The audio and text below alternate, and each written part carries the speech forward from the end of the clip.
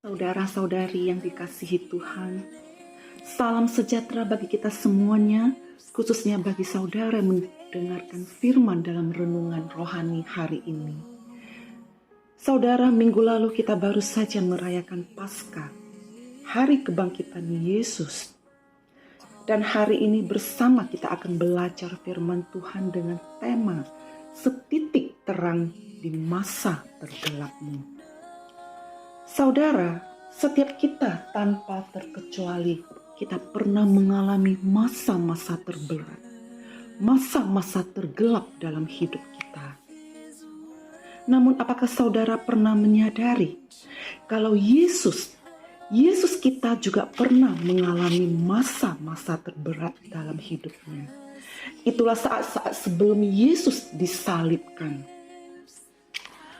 Alkitab sampai mencatat Yesus meneteskan keringat darah pada saat Yesus berdoa di Taman Getsemani.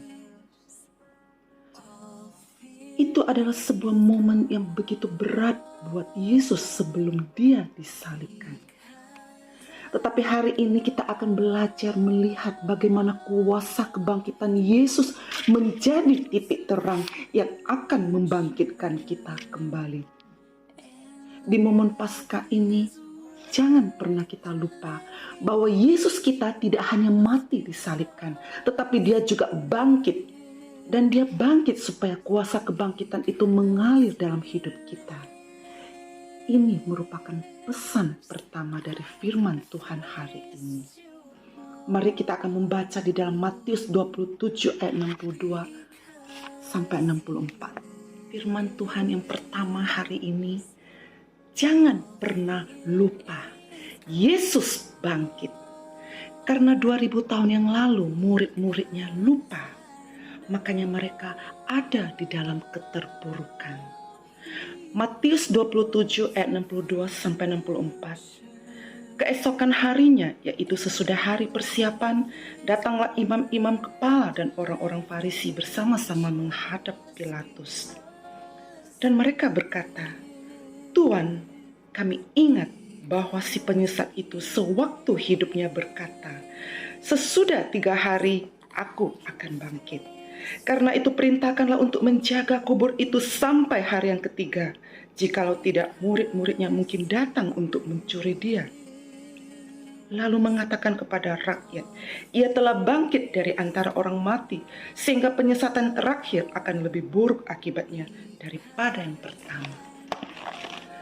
Jika saudara memperhatikan ayat-ayat ini, dikatakan dalam ayat 63, "Tuan, kami ingat." Mereka yang notabene adalah orang-orang yang menyalibkan Yesus, tapi mereka ingat kepada perkataan Tuhan. Sedangkan murid-murid Yesus, setelah Yesus disalibkan, mereka hidup dalam ketakutan, keterpurukan. Kenapa bisa begitu, saudara? Karena mereka lupa pada janji Tuhan. Orang-orang Farisi ini terus berupaya mencari cara untuk menggagalkan kebangkitan Tuhan. Dalam hidup kita ini, saudara, iblis akan selalu dan akan terus berusaha untuk membuat kita gagal bangkit. Namun seberapapun iblis berusaha, kuasa kebangkitan Tuhan kita itu jauh lebih besar dari apapun. 16 ayat kedua. Dan pagi-pagi benar pada hari pertama minggu itu setelah matahari terbit, pergilah mereka ke kubur. Mereka berkata seorang kepada yang lain, "Siapa yang akan menggulingkan batu itu bagi kita dari pintu kubur?" Saudara, dalam kehidupan kita juga selalu bertanya, siapakah yang bisa menggulingkan batu yang begitu besar dalam hidup saya ini? Siapakah yang bisa menggulingkan batu kegagalan ini? Atau siapakah yang bisa menggulingkan batu keputusasaan ini? Kita sering bertanya pada diri kita sendiri, bagaimana ini, bagaimana itu? Sekali lagi, seperti murid-muridnya itu, murid-murid Yesus, kita sering lupa, kita sering bertanya, siapakah yang akan memahami persoalan yang kita hadapi?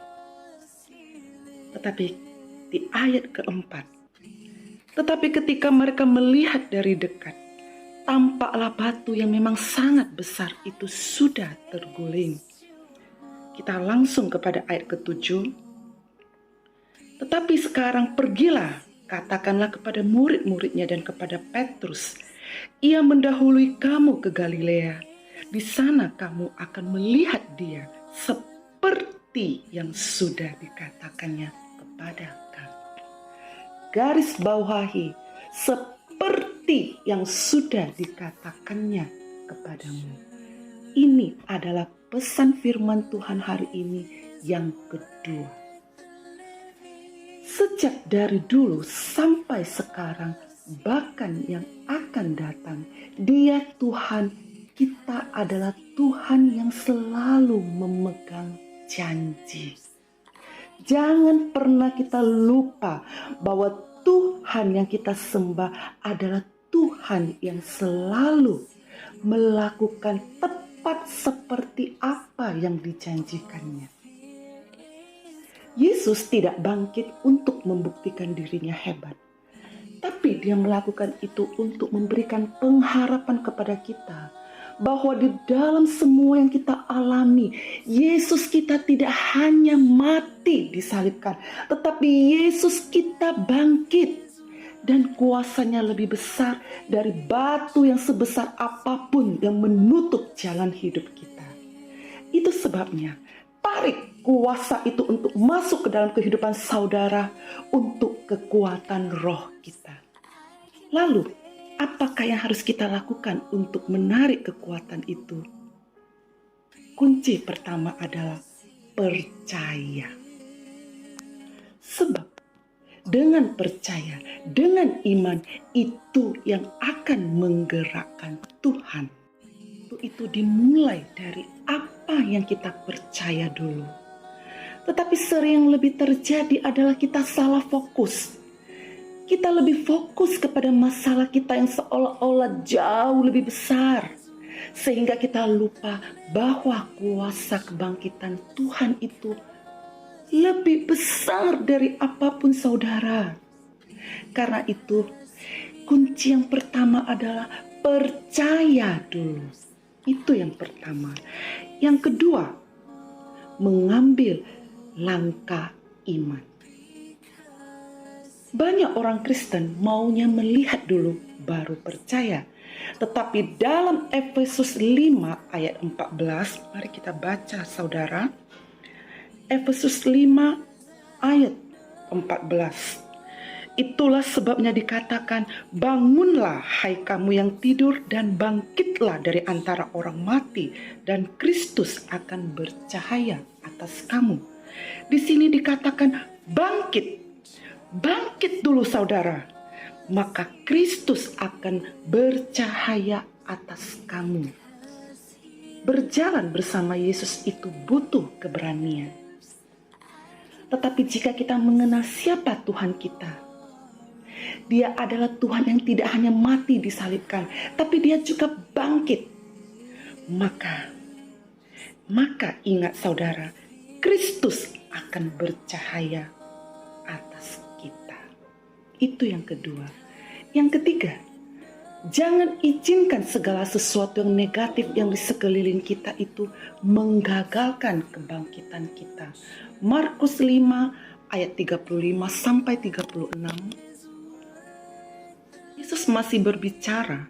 Datanglah orang dari keluarga kepala rumah ibadat itu dan berkata, anakmu sudah mati. Apa perlunya lagi engkau menyusah-nyusahkan guru? Tetapi Yesus tidak menghiraukan perkataan mereka dan berkata kepada kepala rumah ibadat, jangan takut, percaya saja. Ini bagaikan orang-orang berusaha untuk menggagalkan kebangkitan kita.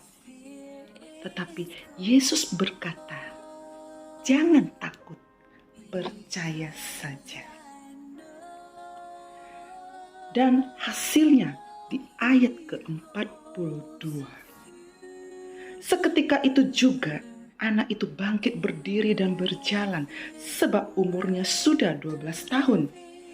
Semua orang yang hadir sangat takjub. At the end ya saudaraku, manusia melihat hasil akhirnya. Bahkan yang pernah menertawakan kita akan merasa takjub dengan apa yang Tuhan kerjakan dalam hidup kita. Dan semua ini dimulai dari yang paling sederhana, yaitu percaya dulu. Dalam kehidupan ini sering banyak orang yang berusaha untuk menggagalkan kebangkitan kita. Tapi kalau kita percaya dan mengambil langkah iman, kita tidak membiarkan apapun itu menggagalkan kebangkitan kita, maka percayalah saudaraku, kita akan melihat apa yang takjub yang Tuhan kerjakan dalam hidup kita. Semoga Tuhan memberkati renungan ini dan menjadi berkat bagi kita semua. Amin. I can face tomorrow.